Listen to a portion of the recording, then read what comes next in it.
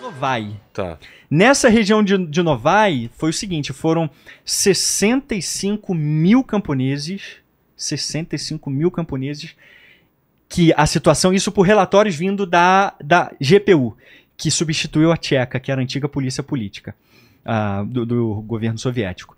E aí, ou seja, um relatório oficial informando que camponeses nessa região estavam comendo musgo e casca de árvore. Isso nessa região. Na região de Saratov, 90% então do grão tinha sido retirado, né? E aí, essa mesma professora nesse estudo, ela menciona que esse estudo é um estudo interessante porque fala justamente sobre isso, né? Sobre o impacto, os mitos sobre a fome de 1918 até 1922, que ao longo do tempo foi sendo colocado como propaganda anticomunista, sabe? Que não aconteceu, ou que era mentira, ou que era invenção nazista, toda essa coisa. E ela vai mostrando detalhe por detalhe. O professor James Ryan, nessa obra de Stalin, o terror, nessa obra de Lenin, Terror de Lenin, também fala sobre isso, mostra um impacto político acima do impacto ambiental. E aí, 65 milhões de pessoas, aproximadamente, na União Soviética inteira, nesse período, começam a estar em estado de calamidade, de fome. 65 milhões. Isso era muita gente, né? E aí, o que começou a acontecer? Os camponeses não comiam só casca de árvore e não comiam só musgo. Começaram a comer gente. O quê? Eles começaram a comer gente. A professora relata alguns casos, por exemplo, que não era incomum isso acontecer, né? De bandos de crianças atacarem um adulto ou até um grupo de adultos, tentarem matar aquele grupo ou conseguir matar e comer a carne daquele grupo. Em um outro caso que acontecia, que também foi relatado muitas vezes pelo GPU, né, por esse órgão de polícia política soviética, é que mães matavam uma filha ou um filho ou pai para se alimentar e alimentar outro filho. Meu Deus. Pelo desespero. E tem documentado isso? Documentado isso, esse estudo mostra. Por isso que eu quero colocar na descrição esses estudos, que é muito importante. Ir atrás. Isso, então essa historiadora russa, a professora Natália, mostra pra gente, sabe, todo esse terror que essa requisição de grãos, nesse período, causou. Então o campesinato não estava só lutando nesse momento porque queria só ficar com seu excedente. Era para sobreviver mesmo. Então chegou um momento que Lenin precisou, tipo assim, tem que acabar então com isso aqui, senão não vai haver mais governo soviético. Aí Lenin é obrigado a reconhecer que na guerra contra os camponeses, que aí houve uma mudança na política. Dessa política de comunismo de guerra, de trazer as coisas à força, Lenin se viu obrigado a mudar a estratégia. Exatamente, não porque ele via a tragédia que estava acontecendo, ou todo o terror que estava acontecendo ali, não, porque ele tinha medo do governo soviético cair.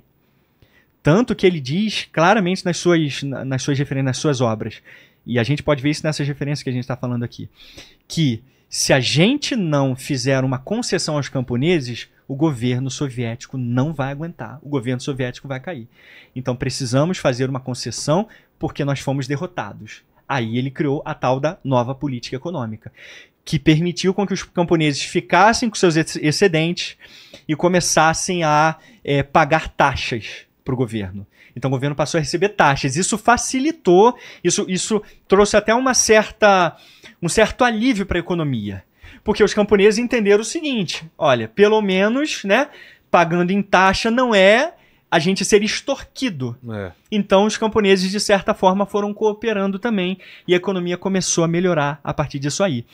Mas um lance importante ainda sobre a fome, antes da gente avançar para essa NEP, é que Lenin, ele só avisa ou só reconhece a fome, que já estava acontecendo desde 1918, a professora Natália mostra isso, desde 1928 ele só reconhece em agosto de 1921.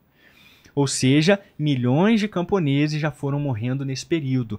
E esses relatórios que eu falei, da região de Saratov, na região de Naumai, todos esses relatórios já estavam apontando fome generalizada. Revoltas generalizadas não só nas zonas produtoras de grãos, como na Sibéria, nos Urais, na Ucrânia, no Volga, como nas próprias grandes cidades, porque não estavam recebendo grão. Então estava todo mundo se voltando contra os bolcheviques.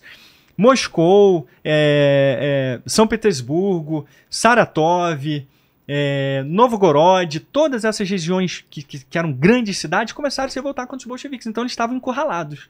Eles não queriam o governo comunista.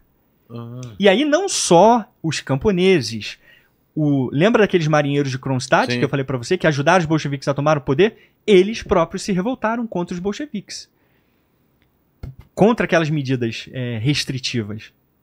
Então os marinheiros de Kronstadt se revoltam e o Exército Vermelho, que na época ainda era liderado por Trotsky, massacra milhares daqueles camponeses, daqueles trabalhadores da região de Kronstadt e os marinheiros. Então houve um banho de sangue ali em Kronstadt, ou seja, os mesmos que ajudaram eles agora se revoltaram contra eles. E os mesmos camponeses que estavam inertes no golpe agora se voltavam contra eles. Então o professor Richard Pipes mostra que em toda a história do governo soviético eles nunca tiveram legitimidade popular, no sentido de que a maioria da população apoiava os bolcheviques. Mas eles continuaram no poder. Por quê? O uso do terror. Entendi. Aí entra nessa biografia, nesse estudo que foi lançado agora, em 2015 também, do professor James Ryan, O Terror de Lenin. Ele vai mostrando como Lenin e depois, mais ainda, Stalin... vai escalando essa violência e repressão. Exatamente. O nível de terror vai subindo de um nível, sabe, estratosférico. O que começa terrível alcança um nível monstruoso, sabe, com Stalin. Então, por isso que algumas pessoas discordam de que Stalin não foi uma continuidade de Lenin, porque, tecnicamente, Lenin tinha visões muito mais plurais, mas quando a gente analisa esses estudos e essas fontes, a gente vê que não é o caso. A gente vê que Stalin, o professor Leg Kleveniuk mostra isso claramente. Esse outro estudo aqui que eu acho fantástico também, ó. Infelizmente, esse aqui é em inglês, né? Tá. Esse aqui a gente tem em português, que eu recomendo demais pra galera estudar. Não é nem caro esse livro, acho que é R$70, se eu não me engano. Esse livro é maravilhoso de se ler. E tem esse aqui do professor Vladimir Brovkin, outro historiador russo, chamado Rússia depois de Lenin. E aqui ele fala a mesma coisa, ele mostra as evidências da continuidade entre Lenin e Stalin. Então a gente, sabe, quando a gente vê esses pormenores, a gente vai vendo que é impossível negar que Stalin foi uma criação, não significa que Stalin copiou tudo de Lenin. E tem várias divergências também, algumas políticas. Mas Stalin, essencialmente, o aparato que Lenin criou Stalin depois. E aí esse professor mostra isso. Ó, uma das coisas que esse professor mostra, assim, que ajuda a gente a entender qual era o impacto bolchevique mesmo, qual era o impacto dos comunistas dentro do campo. Que é mais uma prova definitiva de como eles não tinham apoio popular. O apoio dele era militar. Se eles tinham apoio militar, eles estavam bem. Por quê? O campesinato tinha enxada. Enxada, ancinho, não tinha armas. E eles próprios admitem isso. Então, o governo comunista podia, literalmente, colocar para baixo qualquer levante. Embora os camponeses ainda eram heróicos e conseguiam resistir, né? Tem uma coisa interessantíssima aqui, ó, a partir da página 64, o professor vai mostrando uma série de perguntas e indagações que os camponeses fazem para os membros do GPU, dessa polícia política, que eles fazem uma espécie de compilação das indagações e questionamentos e até ataques verbais que os camponeses fazem contra as políticas comunistas. Aqui está em inglês, né? Vou fazer algumas traduções mais livres aqui para a galera entender, ó. Por exemplo, em relação ao acesso à educação, porque a gente tem aquela ideia, que às vezes é passada para a gente, de que os comunistas, o governo soviético, todo mundo foi educado, todo mundo teve acesso, universalizou a saúde, universalizou a educação, o acesso às coisas, o povo estava no poder, quando uma miríade de estudos mostram o povo nunca esteve no poder. O povo nunca esteve no poder, desde Lenin até o final porque é impossível. Como o povo vai estar no poder? O trabalhador vai estar no poder? Se o Partido Comunista, uma vez que tomou o poder, ficou e não saiu. Então o que acontecia era pegar quadros ali, o Politburo soviético pegava quadros ali, pessoas de dentro das fábricas e colocava em cargos. Pronto. Essa era a representatividade do povo trabalhador. Só que o cara saía da fábrica, ia ficar lá na nomenclatura, como era chamado, toda a inteligência, aquela elite soviética. Ele continuava trabalhador? Não. É claro que não. Então, por isso que é ilusório a gente dizer, e esses estudos comprovam isso, que o trabalhador nunca esteve no poder. Esse estudo que eu citei para vocês, do Stephen Smith, da Revolução na Rússia, ele é totalmente anticapitalista. Isso que eu acho interessante nele. Ele deixa claro no livro dele o desprezo pelo capitalismo, embora ele diga que o capitalismo trouxe e permitiu com que pessoas tivessem acesso à alimentação e melhorassem de vida no mundo todo. Né? Ele reconhece isso no livro. Mas ele é contra, ele é anticapitalista, aberto. Mas ele diz, o povo russo, o trabalhador, nunca esteve no poder.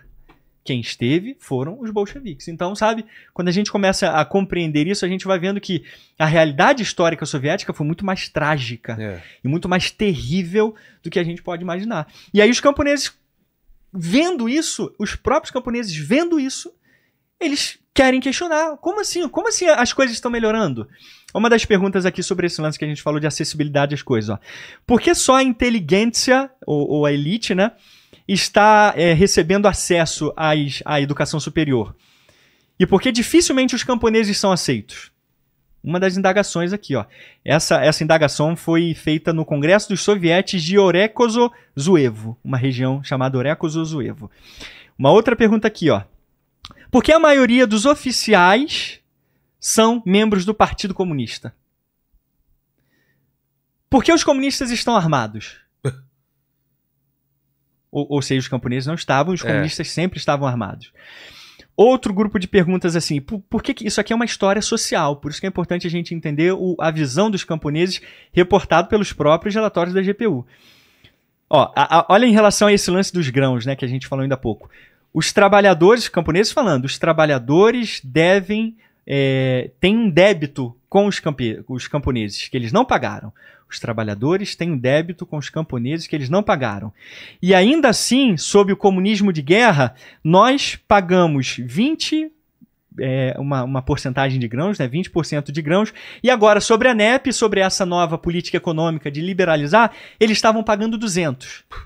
Antes eles pagavam 20%. Agora, nessa política que tinha como objetivo liberalizar mais, eles estavam pagando 200%. Aí uma outra pergunta interessante aqui, ó, e não para, né? Por que os camponeses não têm acesso a seguro social?